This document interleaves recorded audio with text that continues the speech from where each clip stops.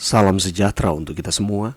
Pelajaran Sekolah Sahabat dengan tema utama Misi Allah, Misi Saya. Pelajaran ke-11, Misi kepada yang belum dijangkau bagian kedua. Rabu, 13 Desember. Suruhlah ia pergi.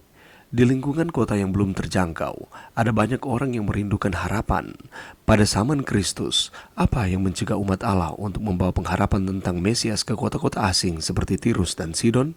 Nasionalisme, kesombongan, dan prasangka telah membutakan umat Allah terhadap kesempatan untuk melihat mereka yang terdekat dengan mereka, yang rindu akan pengharapan yang dinubuatkan oleh para nabi tentang kedatangan Yesus yang pertama. Saat ini, di kota-kota ada banyak kelompok penduduk yang kepada mereka Yesus Kristus ingin agar umatnya membagikan pengharapan yang berbahagia tentang kedatangan Yesus yang kedua kali. Dan sama seperti Yesus tidak memandang kebangsaan dan ras mereka, kita juga harus melakukan hal yang sama. Bacalah Kisah Para Rasul 10 ayat 9 sampai 16, 28, 34 dan 35. Bagaimanakah Anda merangkumkan pelajaran yang diajarkan oleh Roh Kudus di sini?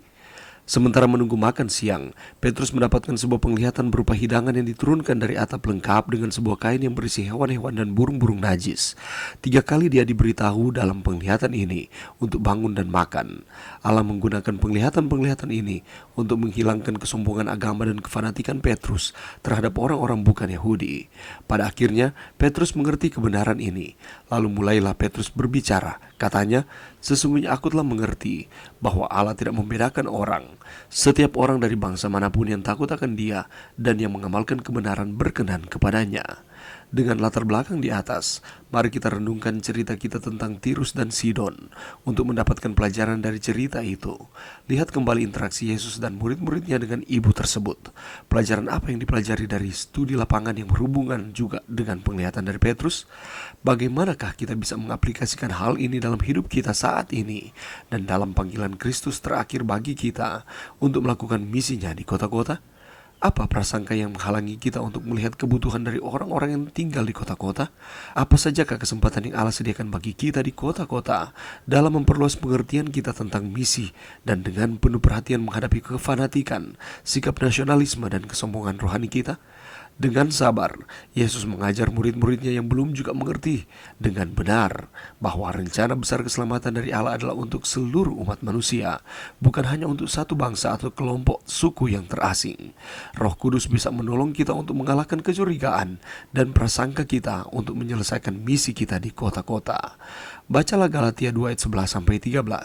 Apakah yang diajarkan oleh ayat-ayat ini kepada kita sehubungan dengan betapa susahnya disucikan dari prasangka yang telah diajarkan sejak kita masih kanak-kanak? Pelajaran yang bisa kita dapatkan pada saat ini, kalau kita membaca di dalam Kisah Para Rasul pasal 10, memberikan informasi kepada kita bagaimana seorang yang bernama Cornelius berdoa untuk mencari kebenaran. Seorang malaikat menampakkan diri kepadanya dan memberitahu dia untuk mengirim orang ke Yope untuk mengundang Rasul Petrus datang mengajarinya. Saat para hamba Cornelius mendekat, Petrus bermimpi dan melihat kain yang diturunkan dari surga.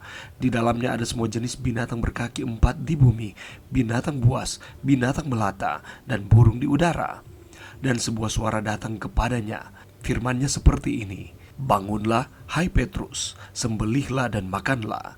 Tetapi Petrus menjawab, "Tidak Tuhan, tidak, sebab aku belum pernah makan sesuatu yang haram dan yang tidak tahir." Beberapa orang berpendapat bahwa Tuhan sudah mengizinkan semua makanan boleh dimakan di sini. Dan jika itu benar, Petrus tidak tahu apa-apa tentang itu.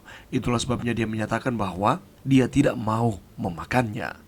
Petrus telah menghabiskan 3,5 tahun dengan Yesus dan mendengarkan semua instruksinya. Namun Petrus tidak menemukan petunjuk bahwa hewan yang najis sekarang dapat dimakan.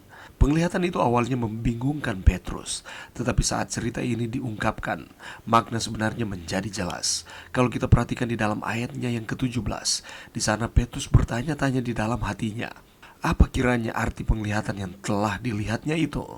Sementara itu, telah sampai di muka pintu orang-orang yang disuruh oleh Cornelius dan yang berusaha mengetahui di mana rumah Petrus. Ayat 19 menambahkan, dan ketika Petrus sedang berpikir tentang penglihatan itu, berkatalah Roh, ada 3 orang mencari engkau. Bangunlah, turunlah ke bawah dan berangkatlah bersama-sama dengan mereka. Jangan bimbang, sebab aku telah menyuruh mereka kemari. Rupanya dalam perjalanan kembali ke rumah Cornelius, Tuhan menjawab apa yang Petrus sedang pikirkan dan menunjukkan kepadanya arti dari penglihatannya. Ketika dia memasuki rumah yang penuh dengan orang yang bukan Yahudi, Petrus berkata, "Kamu tahu bahwa kerasnya larangan bagi seorang Yahudi untuk bergaul dengan orang-orang yang bukan Yahudi atau masuk ke rumah mereka. Tetapi Allah telah menunjukkan kepadaku bahwa aku tidak boleh menyebut orang najis atau tidak tahir." Arti dari Kisah Para Rasul pasal 10 ini menjadi sangatlah jelas. Penglihatan Petrus itu tidak ada hubungannya dengan makanan. Karena firman Tuhan itu tidak berubah, firman Tuhan itu tetap sama. Tetapi yang dimaksudkan dengan penglihatan yang didapatkan oleh Petrus, bahwa firman Tuhan, kabar baik keselamatan, haruslah diberitakan bukan hanya kepada orang-orang Yahudi, tetapi juga kepada semua orang. Yesus ketika dia berada di dunia ini, dia mengajarkan kepada murid-muridnya yang belum juga mengerti dengan benar bahwa rencana keselamatan dari Allah adalah untuk seluruh umat manusia, bukan hanya sebagian orang saja. Oleh karena itu, sebagaimana dengan murid-murid Yesus, demikian pula dengan kita. Marilah kita menghilangkan kecurigaan dan prasangka kita, dan mari kita fokus untuk menyampaikan kabar baik keselamatan kepada setiap orang.